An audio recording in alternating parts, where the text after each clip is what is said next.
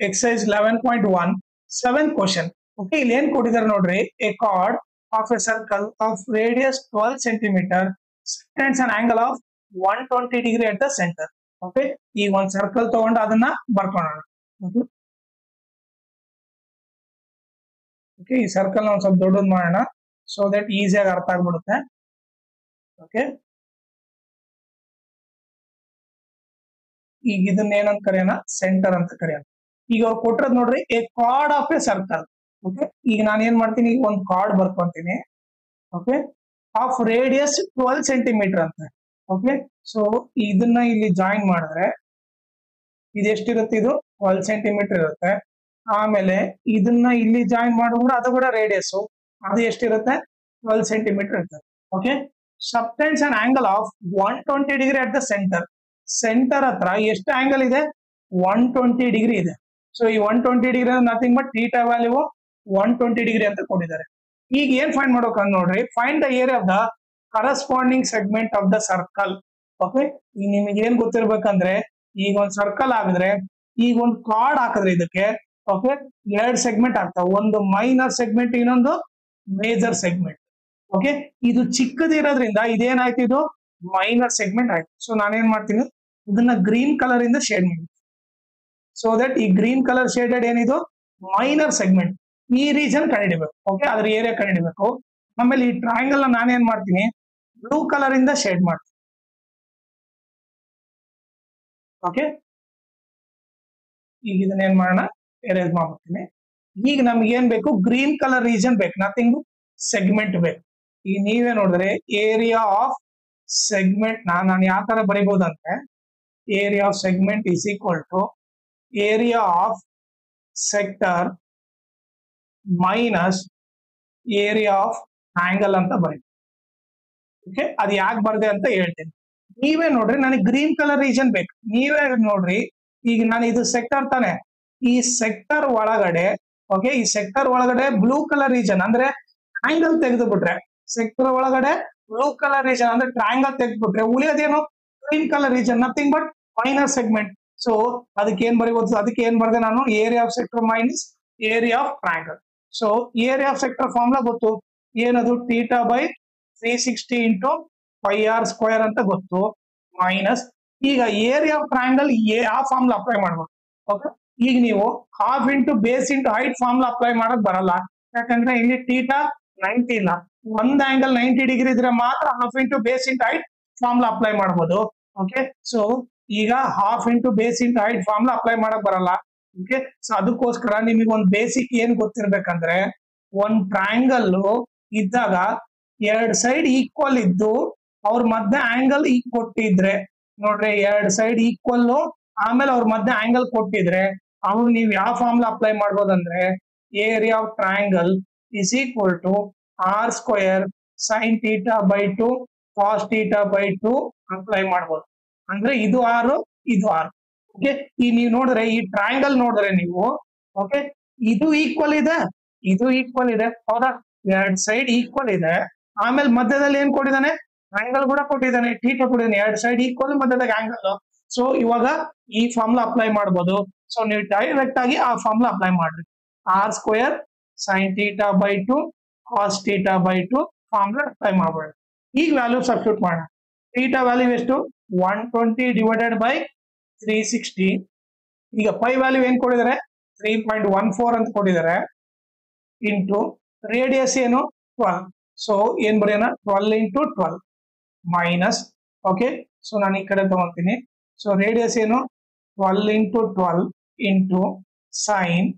Okay, theta value ಏನು, theta value 120 ಇದೆ, so sine 120 by 2 into cos 120 by 2.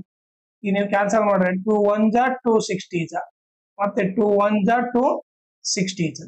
So ಈಗ ನೀವು ನೋಡಿದ್ರೆ ಇಲ್ಲಿ ಕ್ಯಾನ್ಸಲ್ ಮಾಡಿದ್ರೆ 0 0 ಕ್ಯಾನ್ಸಲ್, 12 1 ಜಾ 12 3 ಜಾ, ಮತ್ತೆ 3 1 ಜಾ 3 4 ಜಾ.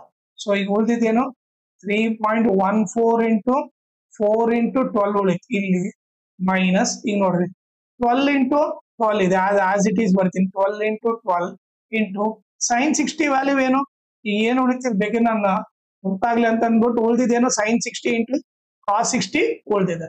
ಓಕೆ, ಈಗ ನೀವು ನೋಡಿದ್ರೆ 3.14. ಓಕೆ, ಈಗ ನಾನೇನ್ ಮಾಡ್ತೀನಿ, ಇಲ್ಲಿ 4 ಇಂದ ಮಲ್ಟಿಪ್ಲೈ ಮಾಡೋಣ. ಓಕೆ, ಈಗ ಇವ್ರಿಬ್ರು ಮಲ್ಟಿಪ್ಲೈ ಮಾಡಿ ಏನಾಗುತ್ತೆ, 4 4 ಜಾ 16, 1 ಕ್ಯಾರಿ, 4 1 ಜಾ 4, 4 + 1 5, 4 3 ಜಾ ಎಷ್ಟು 12. ಓಕೆ, 12.56 ಇಂಟು ಏನು ಉಳಿಯುತ್ತೆ, ಈ 12 ಮಲ್ಟಿಪ್ಲೈ ಮಾಡಿದ್ರೆ ಅದು ಆಸ್ ಇಟ್ ಈಸ್ ಬರುತ್ತೆ, minus 12 into 12 into sin 60 value ಎಷ್ಟು, √3/2 ಇಂಟು cos 60 ವ್ಯಾಲ್ಯೂ ಏನು 1/2.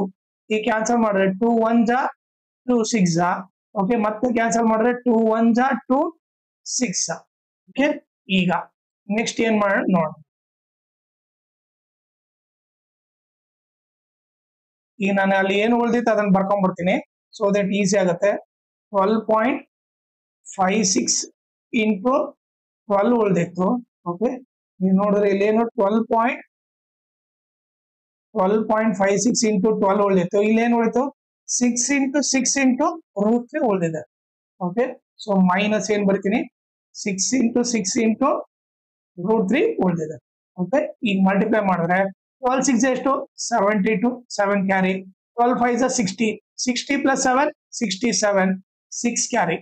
ಓಕೆ, 12 2 ಜಾ 24 + 6 ಎಷ್ಟಾಯ್ತು 30 ಆಯ್ತು, 3 ಕ್ಯಾರಿ, 12 1 ಜಾ 12, 12 + 3 15 ಆಯ್ತು, 150.72 ಆಯ್ತು, ಮೈನಸ್ 6 6 ಜಾ 36 ಇಂಟು, ಈಗ ನೀವೇ ನೋಡ್ರಿ √3 ವ್ಯಾಲ್ಯೂ ಏನ್ ತಗೊಂಡ್ ಕೊಟ್ಟಿದ್ದಾನೆ ಅವನು, √3 ವ್ಯಾಲ್ಯೂ 1.73 ಅಂತ ತಗೊಂಡ್ ಕೊಟ್ಟಿದ್ದಾನೆ. ಸೊ ನಾನೇನ್ ಮಾಡ್ತೀನಿ, ಈಗ √3 ಇದ್ದಲ್ಲಿ ಏನ್ ಬರೀತೀನಿ 1.73 ಅಂತ ಬರೀತೀನಿ.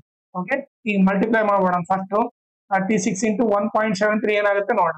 3 6 ಜಾ 18. ಓಕೆ, 3 3 ಜಾ 9 + 1 10 ಆಯ್ತು. ನೆಕ್ಸ್ಟ್ 7 ಇಂದ 7 6 ಜಾ 42, 4 ಕ್ಯಾರಿ, 7 3 ಜಾ 21 + 4 25 ಆಯ್ತು, ಪ್ಲಸ್ ಇಲ್ಲಿ ಬರೀತೀನಿ 1 6 ಜಾ 6, 1 3 ಜಾ 3. ಈಗ 8 2 11 12 ಆಯ್ತು. ಇದು 2 + 3 5, 5 + 1 6. ಎಷ್ಟಾದ್ಮೇಲೆ ಪಾಯಿಂಟ್ ಇಡಬೇಕು, 2 ನಂಬರ್ ಆದ್ಮೇಲೆ ಪಾಯಿಂಟ್ ಇಡಬೇಕು. ಸೊ ಇದಿಷ್ಟು ಮಲ್ಟಿಪ್ಲೈ ಮಾಡಿದ್ರೆ ಎಷ್ಟು ಬಂದು ನನಗೆ 62.28 ಅಂತ ಬಂತು. ಓಕೆ, ನಾನೇನ್ ಮಾಡ್ತೀನಿ, ಇದಿಷ್ಟು ಎರೇಸ್ ಮಾಡ್ಬಿಡ್ತೀನಿ.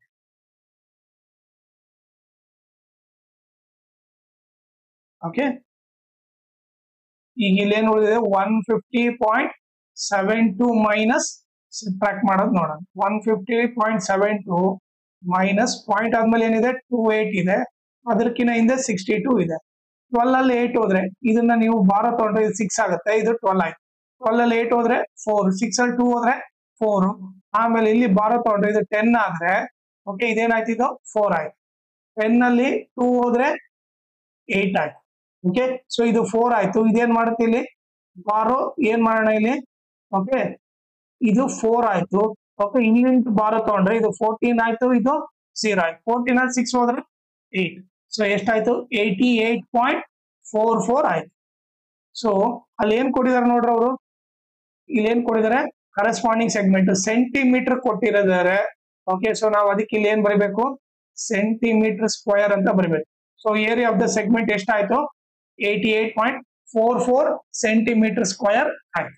ಓಕೆನಾ. ಸೊ ಆಮೇಲೆ ಇದ್ರ ಜೊತೆ ಇನ್ನೊಂದು ಇಂಪಾರ್ಟೆಂಟ್ ಥಿಂಗ್ ಏನಂದ್ರೆ, ಈ ವಿಡಿಯೋ ಡಿಸ್ಕ್ರಿಪ್ಷನ್ ಅಲ್ಲಿ ನಾನು ಇನ್ಸ್ಟಾಗ್ರಾಮ್ ಚಾನಲ್ ಲಿಂಕ್ ಮತ್ತೆ ಟೆಲಿಗ್ರಾಮ್ ಚಾನಲ್ ಲಿಂಕ್ ಹಾಕಿದ್ದೀನಿ. ಅದ್ರ ಜೊತೆಗೆ areas related to circle full lesson link ಹಾಕಿದ್ದೀನಿ, ಅದನ್ನ ನೀವು ರೆಫರ್ ಮಾಡ್ರಿ. ಆಮೇಲೆ ಇನ್ಸ್ಟಾಗ್ರಾಮ್ ಮತ್ತೆ ಟೆಲಿಗ್ರಾಮ್ ಚಾನಲ್ ಫಾಲೋ ಮಾಡೋದ್ರಿಂದ ಅಡ್ವಾಂಟೇಜ್ ಏನಂದ್ರೆ, ನಿಮ್ಗೆ ಏನೇ ಡೌಟ್ ಇದ್ರು ಪರ್ಸನಲ್ ಆಗಿ ಮೆಸೇಜ್ ಮಾಡ್ಬಿಟ್ಟು ಕ್ಲಾರಿಫೈ ಮಾಡ್ಕೋಬಹುದು. ಆಮೇಲೆ ಏನಾದ್ರೂ ಅಪ್ಡೇಟ್ ಇದ್ರೆ ಲೈಕ್ ಕ್ವಶನ್ ಪೇಪರ್ ಸಾಲ್ವ್ ಮಾಡಿರೋದು, ಇಲ್ಲಾಂದ್ರೆ ಲೈಕ್ ನೋಟ್ಸ್ ಕೊಟ್ಟಿರೋದು ಅಪ್ಡೇಟ್ ಇಮಿಡಿಯೇಟ್ ಆಗಿ ಸಿಗುತ್ತೆ. ಸೊ ಅದಕ್ಕೋಸ್ಕರ ಇನ್ಸ್ಟಾಗ್ರಾಮ್ ಮತ್ತೆ ಟೆಲಿಗ್ರಾಮ್ ಚಾನಲ್ ನ ಫಾಲೋ ಮಾಡಿ.